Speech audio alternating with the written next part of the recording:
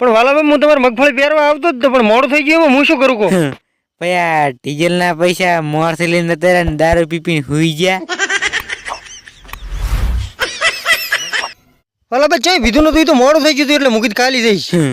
ભયા કાલ તો હારી બીધી તો ચમ ભયા આયા નહીં તમે તો હવે ભયા ચારે આવો છો. मैं नहीं बताऊंगा. મુજકુ તમે મોન એટલે મગફળી વાવા પર તમે હમણાં પૈણા છે તમારા ખરચ છે એક બે મગફળી વાવીને બધું ખરચ તોડી નાખો. એ તમારે તો મગફળી નહીં તમાકુ વાવવાની છે.